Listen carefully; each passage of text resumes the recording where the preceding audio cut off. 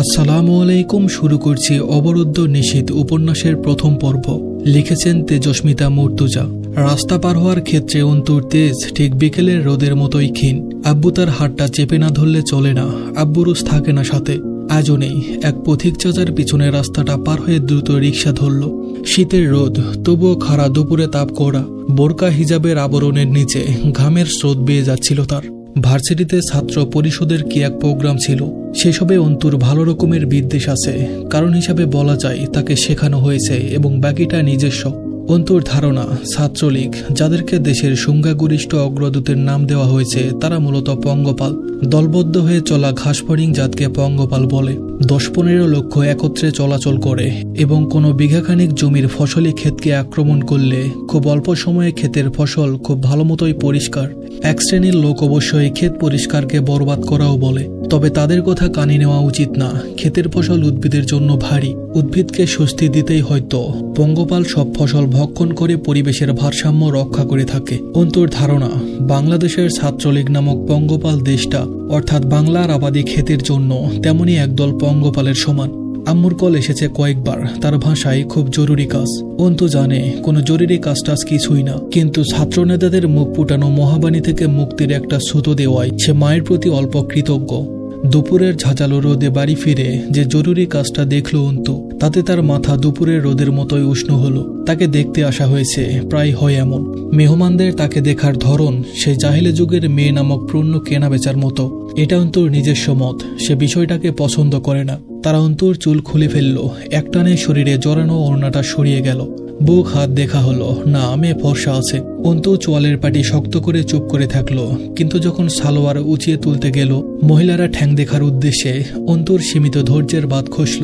সালোয়ার ছাড়িয়ে নিয়ে উঠে দাঁড়ালো। তীক্ষ্ণ চোখে তাকিয়ে স্পষ্ট স্বরে বলল, আপনারা মেয়ে দেখতে এসেছেন নাকি হাটে গরু কিনতে এসেছেন?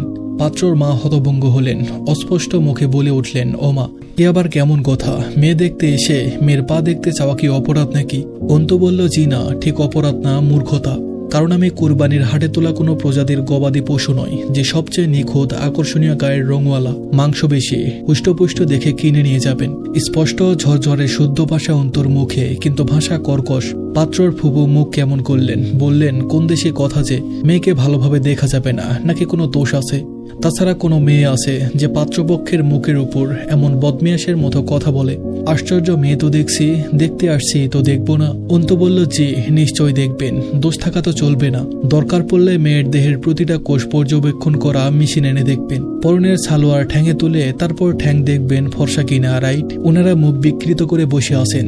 অন্তু আলতো হাসলো, বলল, দুঃখিত চাচিমা, এটাকে আপনারা মেয়ে দেখা বললেও আমি ছোট লোকই বলছি। মেয়ে দেখতে এসে গাল ফেরে মেয়ের দাঁত দেখতে হবে, দাঁত উঁচু নিচু আছে কিনা, মাথার চুল টেনে টেনে দেখতে হবে চুল আসল কিনা নকল, আছে না নেই, বড় না ছোট, গলা বের করে ঘাড়ের ওড়না খুলে হাঁটিয়ে নাচিয়ে তারপর পছন্দ হলে নিয়ে যাবেন, এটাই মেয়ে দেখা?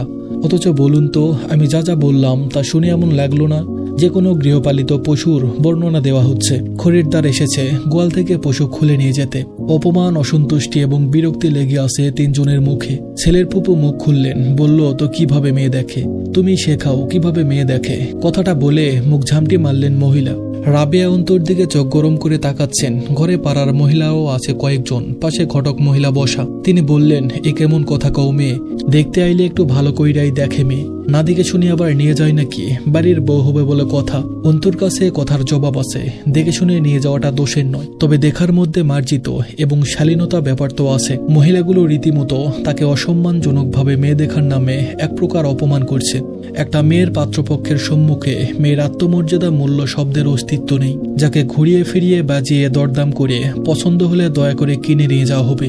এই কথাগুলো চেপে গিয়ে ঘটক মহিলাটির কথার জবাবে চমৎকার হাসলো, বলল, বাড়ির বউ হব? কে বলেছে? আমি বলেছি আমি এখনো অন্যের মেয়ে। আর অন্যের মেয়েকে বাজারের পণ্যের মতো ঘুরিয়ে ফিরিয়ে দেখা, দরদামের কথায় আসা যদি বিয়ের উদ্দেশ্য মেয়ে দেখা হয়, তাহলে বিয়ে বোধহয় আমার জন্য না। আর আমার ধারণা, আপনাদের আমাকে দেখে শুনে পছন্দ হলে যৌতুকের কথাও তুলবেন। এক্ষেত্রে দুঃখিত চাচি, আব্বু আমাকে খাইয়ে পরিয়ে আদর যত্ন করে এতগুলো বছর সুশিক্ষায় শিক্ষিত করেছেন। যৌতুকের বদলে বিয়ে দিয়ে আমার বোঝা নামাতে নয়। তাছাড়া আমিও ইচ্ছুক নই আমার জন্য পয়সা দিয়ে কোনো খেলনা পুরুষ কিনতে।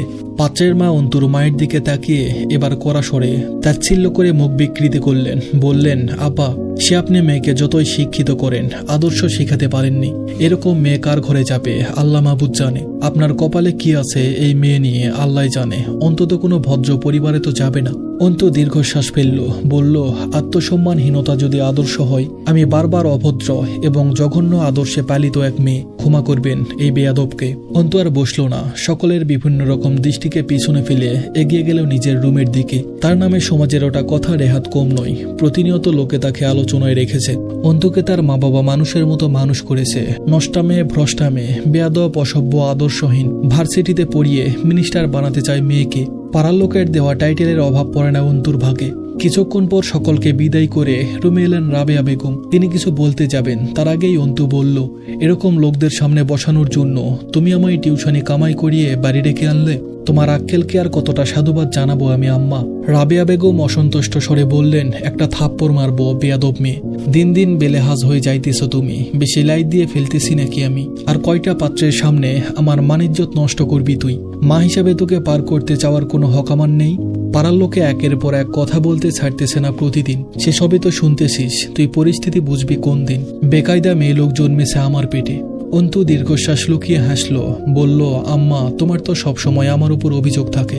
ধরে নিয়ে আসো এইসব মূর্খ ছোট মানসিকতার লোকদের। তোমার কি ধারণা যার তার গায়ে চলে পড়বো আমি? আব্বু তো বলে না বিয়ের কথা, তুমি কেন কান্দাও মানুষের কথায়? আব্বু এজন্যই বলে তোমার বিবেকে ইমপ্রুভমেন্ট দরকার। অন্তুর মা বলল, তোর বিবেক কাজে লাগা, তা লাগালেই তো মিটে যেত সব। এই দিয়ে কতগুলোর সাথে এমন হলো। পাড়ার লোকে খুব ভালো কয়েতে, তাই না? ভার্সিটিতে পড়াচ্ছি, তা নিয়ে কত কথা শুনলাম। এখন বিয়ে করাচ্ছি না, তা নিয়ে লোকে কান ঘুষা শুরু করেছে। এই যে সব আচরণ করিস লোকের কানে যায় না? তোর বাপ তো শিক্ষিত অন্ধ, তার আর কি? টেবিলের উপর বই খাতা ছিটিয়ে আছে, সেগুলো গোছাতে গোছাতে অন্তু বলল, আম্মু, তুমি 2 দিন না খেয়ে থাকো, কেউ তা নিয়ে আলোচনা করবে না। আর না এক মুঠো ভাত দিয়ে তোমায় সান্ত্বনা দিতে আসবে।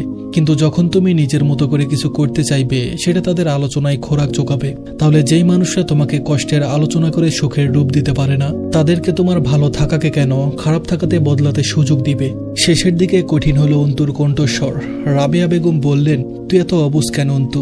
মেয়ে মানুষের এত মুখরা হতে নেই। সমাজে কথা কয়, বোবার কোনো বিপদ থাকে না, চুপ থাকলে নাজাত রে আম্মা। সোজা হয়ে দাঁড়ায় অন্তু, চোখে মুখে দ্যুতিময় দৃঢ়তা ফুটে ওঠে। সে বলে, আমার নাজাত চাই আখিরাতে। বেঁচে থাকতে কিসের নাজাত আম্মা, যেখানে জীবনটাই টানাপোড়েনের এক সুমিষ্টি মাত্র। রাবেয়া আস্তে করে এসে মেয়ের পাশে বসে বললেন, এখন বিয়ে যদি না করিস পরে করবি তো। তখন যখন লোকে তোর ব্যাপারে শুনতে আসবে, আশেপাশে কি বলবে লোকেরা? মেয়েদেরকে ঠান্ডা মেজাজের নরম হতে হয়। এত কথা, এত যুক্তি, এত প্রতিবাদ, তুই বুঝিস না এসব বিপদ আনে খালি। এসব কি পড়ালেখা থেকে আসতেছে? আমি কি এত দূর দূরে পড়ালেখা করাই ভুল করেছি?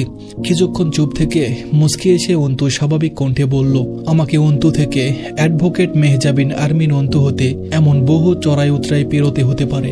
একজন আইনজীবীর জীবন মুখ বন্ধ আর নির্ঝঞ্ঝাট চলতে পারে না আম্মা। সারা রাত পড়ার পর সকালের দিকে ঘুমানো হয় রোজ। সেদিন ক্লাস টেস্ট পরীক্ষা ছিল। মাসখানেকের ছুটির পর ক্লাস শুরু হয় ভার্সিটিতে। আজকাল ঘন ঘন ছুটি চলে। দেশের পরিস্থিতি ভালো না, চারিদিকে উত্তাল। ফজরের নামাজও কামাই হয়ে গেছে। উঠে গিয়ে রান্নাঘরে উকি দিল, কিছু খাবার আছে কিনা আম্মু। তরকারি চুলায় বসাতে বসাতে বললেন, রাবিয়া, কি থাকবে? আব্বুর কাছে যা, দেখ বারান্দায় মুড়ি চানাচুর দিছি। আমজাদ সাহেব খবরের কাগজে ঢুকে গেছেন। অন্তু পাশে বসলো, বলল, কি দেখছো? আমজাদ সাহেব গম্ভীর স্বরে বললেন, এই গ্রেফতার, বাসে আগুন, হরতাল। ওর দিকে চায়ের কাপে গিয়ে দিয়ে বললেন, নে, এত রাত জাগতে কে বলে? বলি সন্ধ্যায় পড়তে বসবি। চোখে মুখের কি হাল হয়েছে? আজ থেকে আমি বসবো পড়ার টেবিলে। অন্তু অল্প মুখ ফুলিয়ে বলল, আমি এখনো বাচ্চা নেই আব্বু। আমজাদ সাহেব ভরাট গলায় বললেন, টোস্ট নে। গলা দিয়ে খাবার নামতে চায় না, চাটুকু শেষ কর। কিছুক্ষণ চুপ থেকে আনমনে মুচকি হাসলেন আমজাদ সাহেব। বললেন, মা বলতো, ও আমজাদ, যার শরীরে মাংস লাগে না তার মাথায় পড়ালেখা ছাই ঢুকবো।